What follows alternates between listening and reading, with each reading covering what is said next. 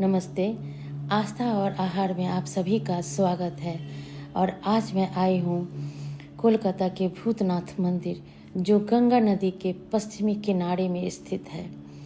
मंदिर की स्थापना लगभग 300 साल पहले हुई थी। कहते हैं कि एक अघोरी बाबा द्वारा स्थापित किया गया था। इसे बाबा भूतनाथ की कृपा से कम नहीं कह सकते कि मंदिर की स्थापना काल से ही अभी तक मंगला आरती और संध्या आरती की ज्योत चिता के आग से ही प्रज्वलित हो रही है। बाबा की आरती के वक्त पुजारी को कोई न कोई जलती चिता अवश्य मिल जाती है, जिसकी लकड़ी से दीपक की ज्योत जलाई जाती है। इतने लंबे इतिहास में एक बार भी ऐसा नहीं हुआ कि आरती के वक्त किसी की चिता नहीं जल रही हो। यह प्रथा तब से लेकर आज तक जारी है। ये मंदिर बिल्कुल शमशान भूमि पर ही बना हुआ था। 1940 के आसपास कोलकाता नगर निगम की पहल पर मंदिर और शमशान घाट के बीच एक दीवार खड़ी कर दोनों को अलग किया गया। मंदिर की स्थापना की निश्चित तिथि पता नहीं होने के कारण इसे नव वर्ष के पहले दिन ही इसकी स्थापना दिवस मान लिया गया है। उस दिन भजन कीर्तन का भव्य आयोजन होता है। इसके अलावा भी महाशिवरात्रि पर यहाँ पे बहुत ही जोर शोर से धूमधाम से पूजा होता है और सावन में यहाँ 1 महीने का मेला भी लगता है।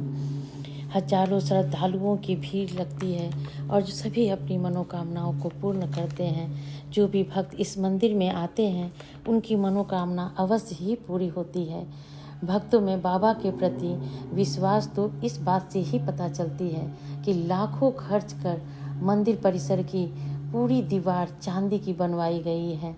भगवान शंकर के कई रूप चांदी के हैं। उनके डमरू त्रिशूल सभी चांदी के हैं और उन सभी बाबा के रूपों को बारी बारी से हर शाम सुसज्जित कर भक्तों के दर्शन के लिए शिवलिंग के ऊपर विराजित किया जाता है। इन सब से अलग एक और बात है जो केवल भूतनाथ मंदिर में ही होता है। वह है कि सब भूतों के स्वामी भूतनाथ नमामि का यह मंदिर 7 दिन और 24 घंटे अपने भक्तों के लिए खुला रहता है। कहते हैं कि नियमित रूप से इस मंदिर में आकर कर्पूर जलाने और उसके भस्म के कालिक का टीका लगाने वाले भक्तों को बाबा हर मनोकामना अवश्य पूरी करते हैं। यह मंदिर भगवान शिव के जीवन और मृत्यु के संबंध का प्रतीक है। मंदिर के परिसर में यहाँ आने के बाद मुझे मृत्यु को इतने नज़दीक से देखने के बाद संस्कृत की एक छंद की याद आती है। जननम सुखदम मरणम करुणम, अर्थात जन्म या जीवन सुखद है अगर आप अपने शरीर और मन को सही तरह से संभालना सीख जाए तो आपके जीवन का अनुभव सुखद ही होगा। लेकिन मरणम करुणम, मृत्यु करुणा है क्योंकि वो आपको मुक्त कर देती है। महादेव के इस मंदिर में आकर मुझे बहुत ही असीम शांति प्राप्त हुई है। उम्मीद करती हूँ आप सभी यहाँ अवश्य आएँ और यहाँ के इस एनर्जी को महसूस करें। महाशिवरात्रि के पर्व का भरपूर लाभ उठाएं। सुबह ब्रह्म मुहूर्त में अवश्य उठकर किसी नज़दीक की शिवालय में जाकर पंचामृत, घी, दूध, दही, फल, पुष्प, अक्षत चढ़ाएं और माँ पार्वती जी को सौभाग्य की वस्तुओं को अवश्य चढ़ाएं। सिंदूर चढ़ाकर उसके बाद माँ पार्वती जी को सिंदूर 7 बार या 5 बार लगाएं और लगाकर फिर अपने ही माथे पे लगा लें। और इसके बाद एक मौली ले, मौली से भगवान शिव और माँ पार्वती की 7 या 5 बार गठबंधन करें। 7 बार गठबंधन अत्यंत उत्तम होता है, तो 7 बार करने का प्रयास करें। 7 बार गठबंधन कर और उनसे मानसिक जप करें और भगवान से अपने सौभाग्य की प्रार्थना करें।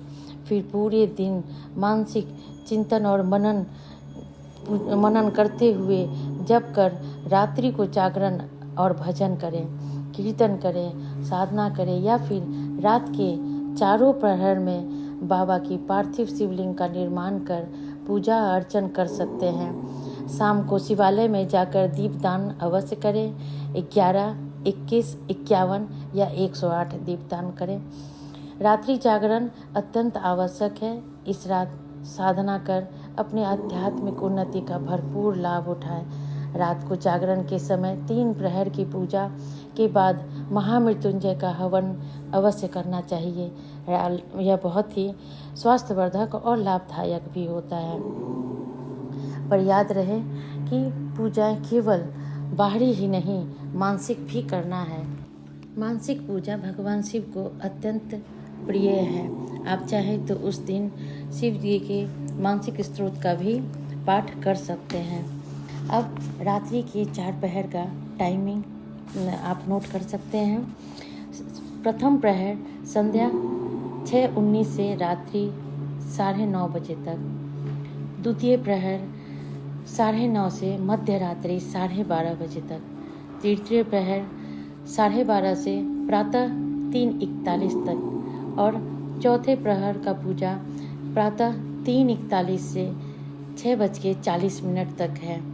आप इस चारों प्रहर में अलग अलग पार्थिव शिवलिंगों का निर्माण करके आप पूजा कर सकते हैं, या एक ही शिवलिंग पे घी, दूध, दही और शहद का या एक गन्ने के रस का आप अभिषेक भी कर सकते हैं, या अपने आप योग्यता अपने सामर्थ्य के हिसाब से ही करें। पर याद रखिए, भगवान शिव की पूजा में व्यर्थ के आडंबरों में ना फंसे। जो जैसे सुलभ हो बिल्कुल शांति मन से ही पूजा कर लें। और उम्मीद करती हूँ कि आप इस दिन और रात्रि के जागरण का अवश्य लाभ उठाएंगे और अपनी आध्यात्मिक चेतना को शिखर तक लेके जाएं। भगवान शिव आप सभी की मनोकामना पूर्ण करें। हैप्पी शिवरात्रि। नमः शिवाय।